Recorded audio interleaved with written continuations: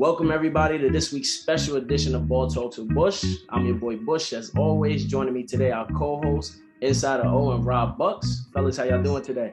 Doing great today. How you doing, Bucks? I'm good, brother. Another day, get to talk hoops. I miss y'all boys. It's been a week off, so, we back. Facts. For sure. Like I said, we have a special edition for you guys, a special guest, Mr. Geiger, coming to us. 7 years of experience in the NBA with the Milwaukee Bucks, the Phoenix Suns, and the New York Knicks, and now bringing us weekly broadcasts on the Colorcast app. Absolutely killing it, man. Weekly. I appreciate you on the app. How you doing today, man? I'm doing well. Thanks for having me on the show. Definitely excited to talk hoops with you guys. Hey, appreciate you for joining us, man. So, first and foremost, starting it off, what ultimately led you into your sports career, man? Was this always a calling for you, or you just felt as if, just picking it up with sports? Yeah, so I grew up in the Phoenix area, and I grew up the kid thinking I was always going to play in the league. So I played AAU ball throughout high school, played varsity basketball, of course, as well. And when I got to my senior season, and I was kind of going back and forth between playing Division III basketball, I had a few offers there, or, just focusing on academics. I was really in a tough spot. I went to my AAU coach at the time and said, I still think I can, I could probably walk on at a D1 school and play. And he was like, I don't know about that. Like, you're a little undersized. You're not that quick, and don't have much athleticism. But he did me the favor, and he got me into the Pangos All-American camp out in Los Angeles. I was one of the last invites for that camp. I got out there, and it was definitely an eye-opening experience for me, going up against guys like DeMar DeRozan, Kevin Love, Brandon Jennings, Drew Holiday, Isaiah Thomas. All those guys were there. I actually played against DeRozan in one of the games that I was featured in, and didn't stand a chance. So that was like my moment where I was like, well, I'm not going to make it to the league like with these guys. So what's another route that I could take? So I ended up getting an academic education offer, scholarship from Marquette University in Milwaukee. So I went and checked out Milwaukee. It was kind of a smaller school. Knew Marquette had a basketball program, but I had my sights more on the league. I was always just a league guy. I'm not a big college basketball fan by any means outside of just draft stuff.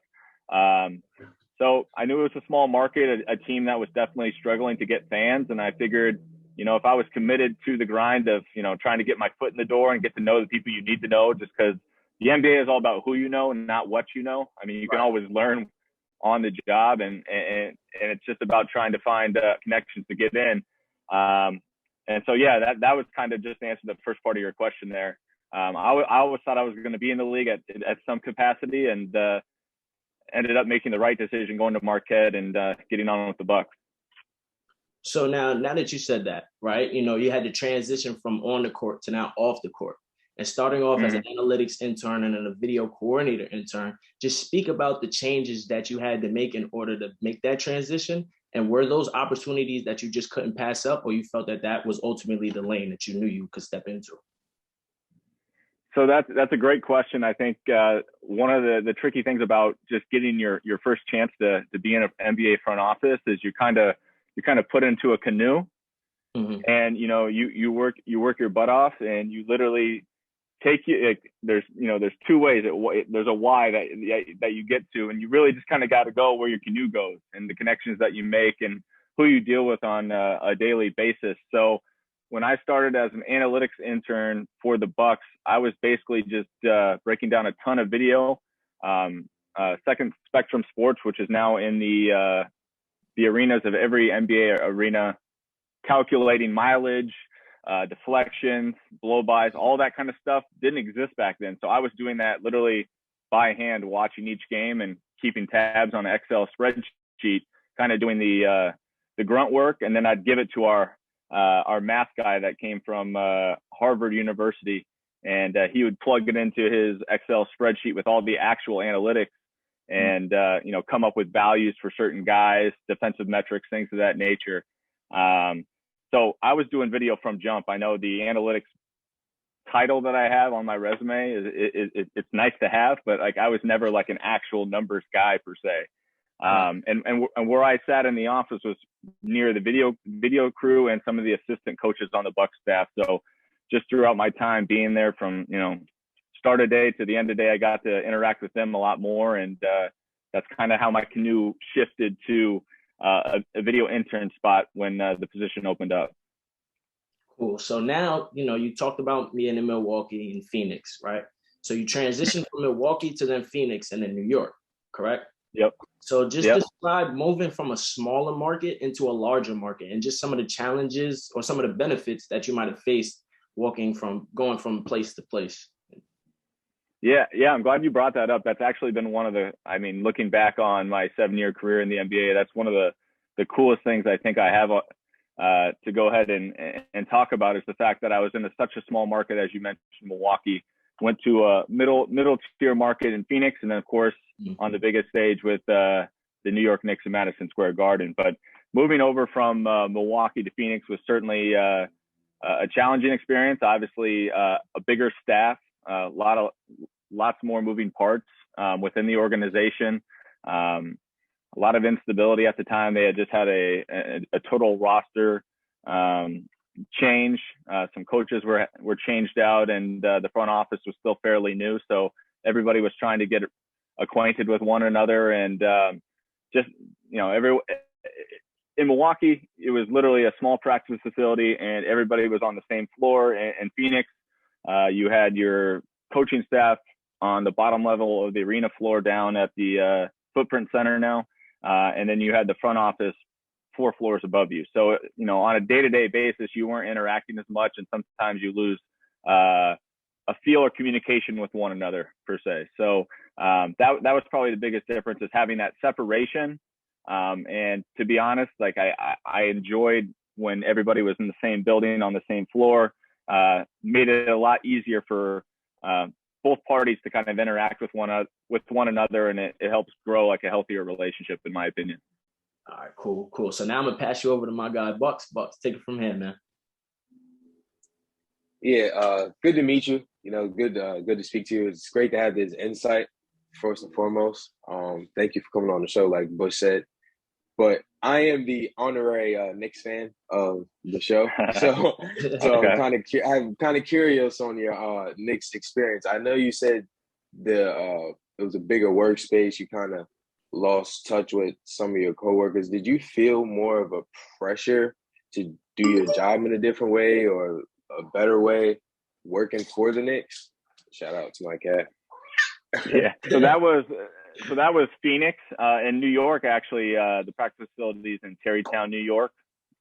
So that environment was much like the Bucks. Everybody was on the same floor in the same building. You'd cross paths with one another on a daily basis, whether it be Scott Perry, who was the GM at the time, Steve Mills, who was the team president. Those guys you'd see on a daily basis. If you're asking just more so as far as like a larger market, bigger pressure, is that what you're getting at? Yeah, for sure. I would say so, just because of the fact of the situation at hand for the head coach at the time, Jeff Hornacek, who I transitioned over to New York with. Obviously, he was just entering year 2, but it was also a year after the man that hired him and Phil Jackson was removed from leadership. So we had that in the back of our mind for sure. I mean, obviously another younger team with Kristaps Porzingis needing to go ahead and step up as Carmelo Anthony was traded to the Thunder for Enes Freedom and Doug McDermott. Right. So trying to establish a leadership in that locker room was definitely challenging as Melo departed. And of course, as we all know, Melo was definitely sorry, I got an airplane overhead. Melo had been the leader for like a decade in New York. So losing that voice within the locker room, or even just being like a guy that the coaching staff or some of the assistants could, speak to and make sure everybody was on the same page, like we had lost that. So that was, that added some pressure to not having a guy on the team to really go to right away after 10 years of it being Melo.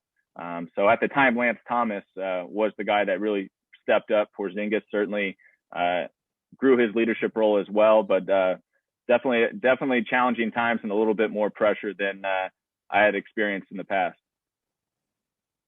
Great.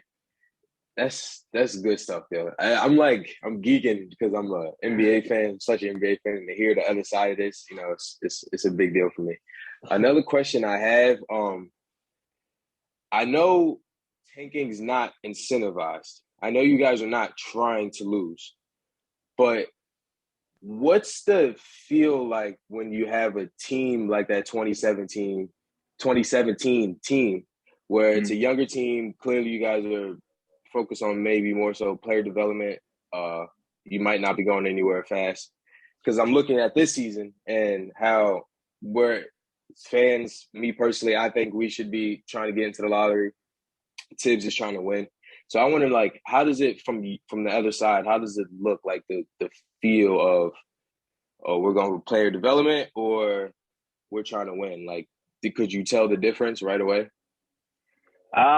Not right away, because if you looked at that first 20 games of the 2017 season in New York, we actually got off to a pretty hot start, which was a surprise in the Eastern Conference.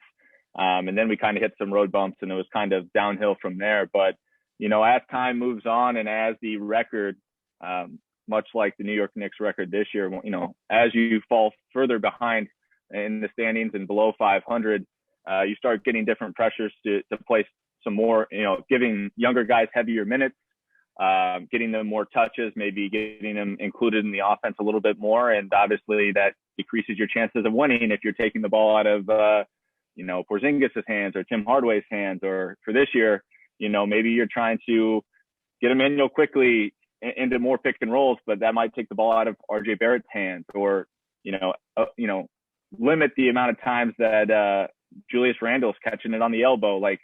Those are the things that are going to make the Knicks ultra successful or give them the best chance to win every game. But if you're trying to grow and have these players develop, you need to, give them chances to play through some mistakes and put them in uncomfortable situations. As I feel like here recently, Emmanuel Quickley's gotten a little bit more playing time and more opportunity to, prove what he's able to do, and, what might he have to work on this summer. Yeah, without a doubt, the Emmanuel Quickley topic is a hot topic among the Knicks community. Seeing if we can play point guard going forward and seeing if we can get the best out of him. But that's what I got for the Knicks topic, because I can go all day, but you know me. I'm about to let you. So we're gonna wrap up just speaking about some of your past and the things that you've done before prior to. So from walking in right currently as an intern and then ending off as an assistant video coordinator, can you tell me about how did your perception of basketball change when you walked in from when you walked out? Yeah, so I watched the game pretty casually before. I used to watch a ton of games. I've always been an NBA junkie, but I think what changed the most is just I used to ball watch all the time. Just watch the ball. Didn't even really care about who was setting the screen. And immediately, even just after 1 week on the job, breaking down clips, putting in play calls, adding different scenarios that are happening within each possession.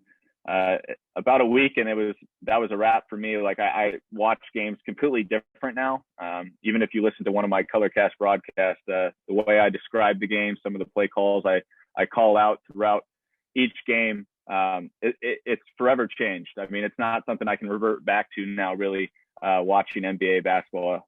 And that's been for the better for me as I'm continuing to learn. And obviously there's a new wave of younger players coming in. So I feel like it gives me a leg up on understanding strengths and weaknesses of guys and player evaluation. Cool. So all in all, wrapping that up, I didn't ask you this before, but I just want to go back to it a little bit. You said you're from Phoenix, right? Yep. All right. So you're from Phoenix, then you went to Milwaukee, and then you ended off in New York. So just all in all, what spot was most enjoyable for you for your career? Do you feel like what spot did you enjoy most?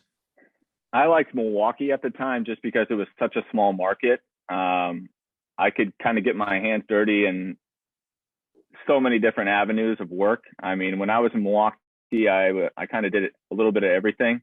I'd work with the coaching staff. I did a lot of draft intel calls. I'd pick players up from the airport before their draft workouts.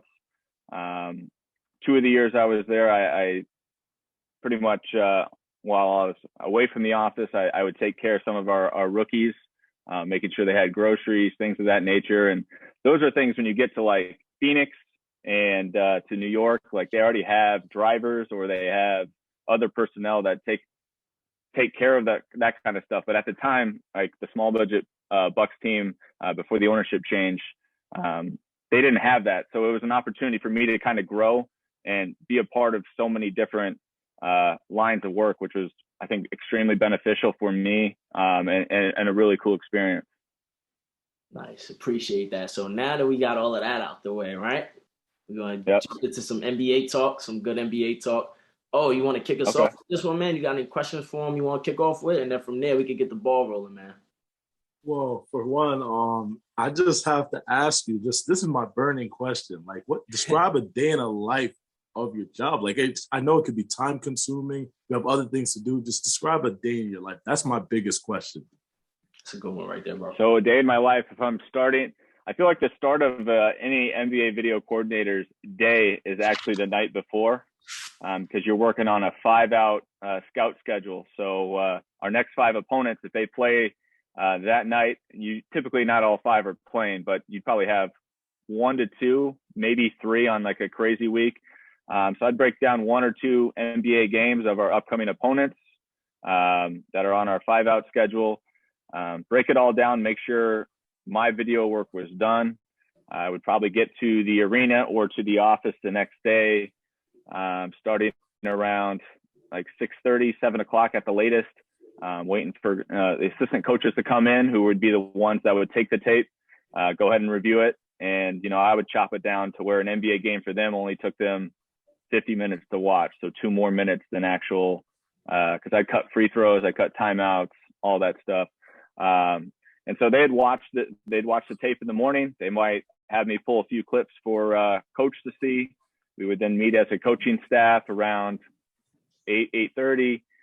Meanwhile, while the coaches are watching video, I'm obviously getting things together for the players. So, for Phoenix, like when Bledsoe was there, if Chris Paul was coming to town, I would, take out all of Chris Paul's possessions, put them on an iPad for Eric Bledsoe if he wanted to watch that, during his free time, something like that. So we would have our coaches meeting. We'd watch some tape of the clips that were pulled from the video that I had broken down and given to the assistants. Then we'd put together our practice plan, hit the practice court, go ahead and go through a practice, and then post-practice, helping guys get up shots, get up extra free throws, things of that nature. And then pretty much in the afternoon, you have like a few hours to either finish some work up that might have came up throughout the day, other special projects that the head coach or assistants wanted, or maybe players have asked for. And then you got about two hours time window to kind of get a workout in, obviously do whatever you have to do, laundry, things of that nature. And then games, start back up, especially in Phoenix around like 5 p.m. And so you might have your first opponent scout game that's coming up that you're going to be chopping up for the next day. So it's a never ending cycle. But for someone who loves the game as much as I do and love, seeing and watching basketball, it never felt like a job to me. That's dope.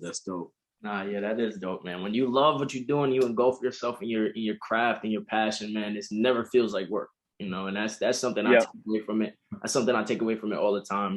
Last year when COVID had hit and I had, ended school and things of that nature, I had to like kind of transition out of, being a student athlete and more towards, engulfing myself and becoming a sports reporter. And like every day when I wake up in the morning, it's like 6 o'clock in the morning or 7 o'clock in the morning, and I'm watching NBA Game Time. And I'm just writing down notes, just watching it. It never feels like it's a job to me. It always feels like it's just something that I love to do. So I definitely could see where you're coming from in that regard. But my question, awesome. You mentioned CP3, right? And this has been on my mind. Yep. This has been on my mind watching the Phoenix Suns as of late without CP3. He's been out since the All-Star break. And just seeing the others, the Cameron Johnsons of the world, DeAndre Aytons, the Landry Shamits, and so on and so forth, JaVale McGee's. How do you see this team? What chances do you see of this team being able to repeat once CP3 comes back? And how much credit do you give to Monty Williams for being able to still survive without his star players? And Devin Booker was out as well for a span of time. So how much credit do you give to Monty Williams, and how do you see the Phoenix Suns gelling it out in the Western Conference?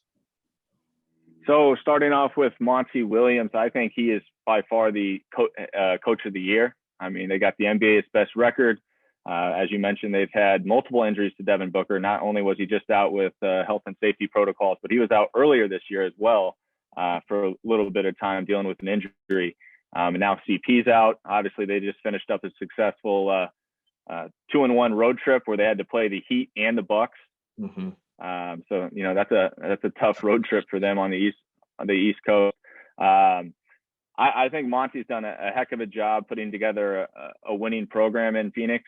Obviously has that younger group that had no playoff experience before last year. I think a lot of people, especially even some of my Phoenix friends, I have to remind them, they had a nice stint in the bubble where they didn't lose a game, but still didn't qualify for the playoffs. So I wouldn't count that.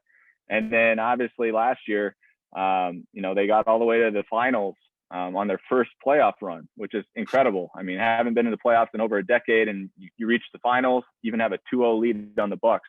I think what they experienced last year is only going to help them this year. And to be honest with you guys, I honestly think that Chris Paul being hurt right now with a injured right hand, I think it's a blessing in disguise, to be honest with you, because I know load management with Chris Paul has been one of the biggest concerns heading into playoff time. How many minutes he's logged throughout a year. It's his hand, so it doesn't affect your cardio. I think he was taking shots earlier today that I saw on Twitter, working out with the team. I mean, the guy played in the All-Star game for 2 minutes with a broken hand. So I think this is only going to benefit them as Chris Paul is off his feet. He's not on the court. He's got time to rest, recover, and continue to keep his cardio up. And obviously the Suns haven't skipped a beat. So give credit to Monty Williams, but also to the team for staying ready. I mean, I think they have the deepest team in the league. I think if you look at every position, they're stacked to match up with any other Western Conference team out there.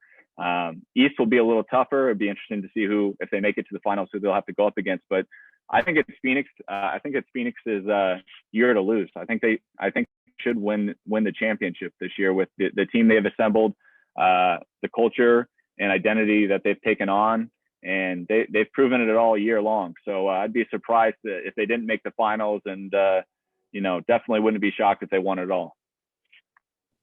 Now, lastly, before I toss it to you guys, you mentioned the Eastern Conference, and we go back and forth on this show all the time on who we think is coming out of the East. And like you said, it's a gauntlet. We don't know who necessarily. We don't really know who's coming out with all the star power that's surrounded through the Eastern Conference. So right now, if you had to pick, who would be your pick to come out of the Eastern Conference? Who do you think has the strongest case to come out of the Eastern Conference?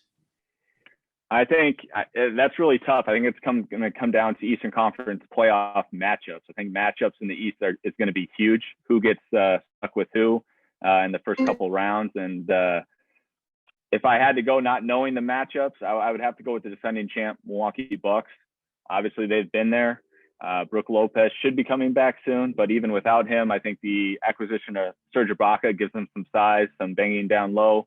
And then arguably they still got the MVP and Giannis, who's right up there with Jokic and Embiid for considerations this year.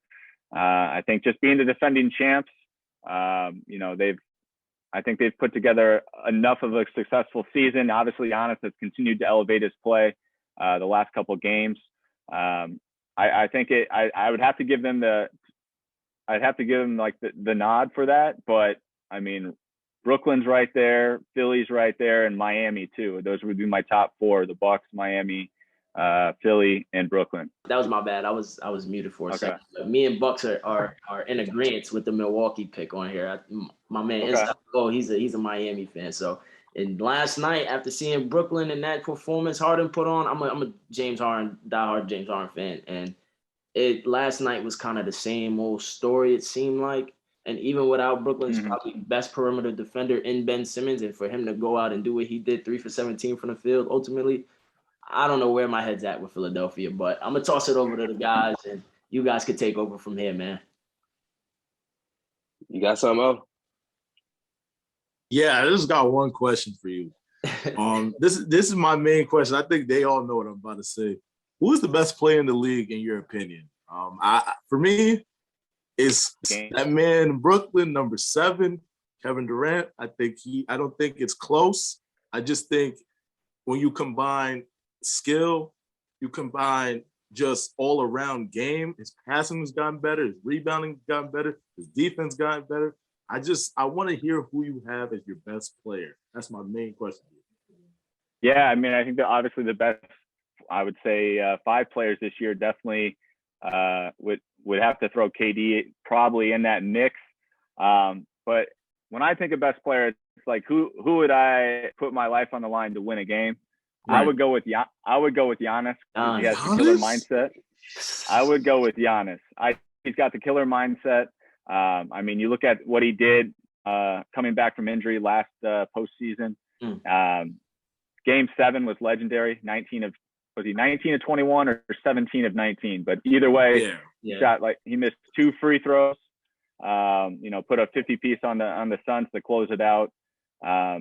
He would be my guy. I think he's extremely versatile. I think he can give guys like KD problems, which other guys like Jokic and Embiid would struggle with. They can't guard a guy like KD. No one can stop KD. I'm not saying that by any means, but I think he can give them problems. And so I would have to go with Giannis, but I'm a little biased there as well.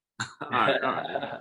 Yeah, I like Giannis for that, man. Just what he's shown throughout and especially, from that Toronto series, I believe in like 2017, when he built that wall, or 2017, 2018, I believe, when they built that wall for him when Kawhi first year over there.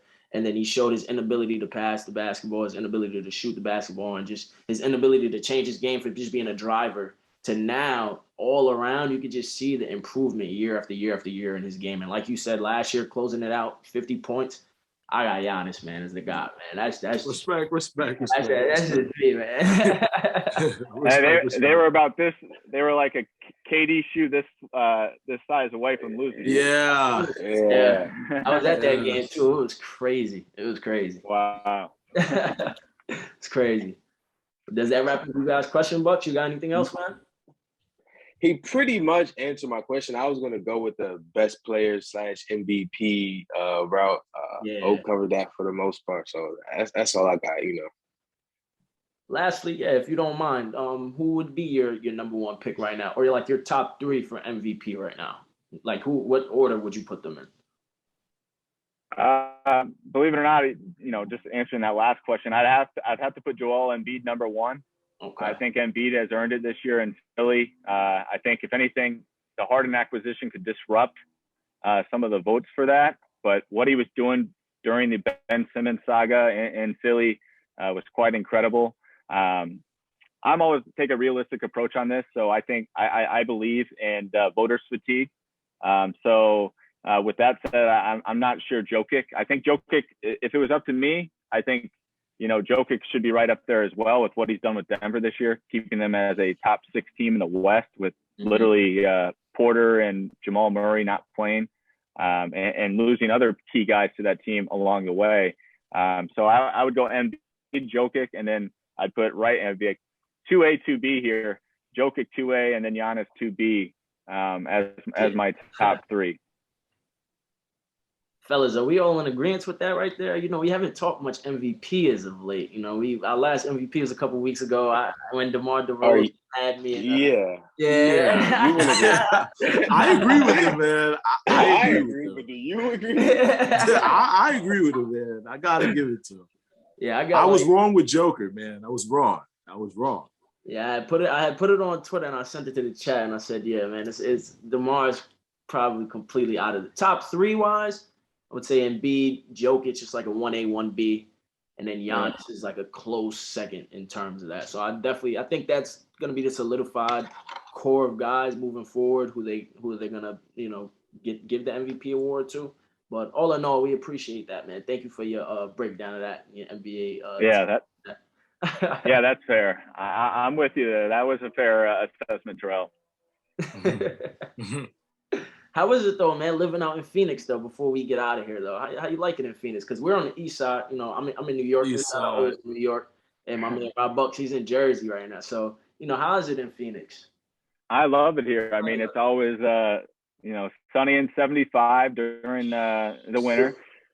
No time change. I mean, it's pretty boring out here, but it's like the good kind of boring, where like always clear skies, not much rain. We don't have any natural disasters, no time change. It's just we're kind of just chilling. I like it. It's a relaxed atmosphere. You don't have much other things to worry about. You don't have to worry about plowing your driveway or putting salt on the streets or dealing with hurricanes and things of that nature. It's pretty relaxed out here. It's not bad. Can't complain. That's dope, man. That's dope. Well, we appreciate your time today, man. Hey, guys, let's give a round of applause out for a special guest, man. First round of applause, our special guest, man. Thank you for joining us, man. This is your special edition episode of Ball Talks with Bush. I'm your guy, Bush. Joining me, of course, Rob Bucks and Insider O. We'll see you guys next week, man. Thank you. All right, take care. Peace.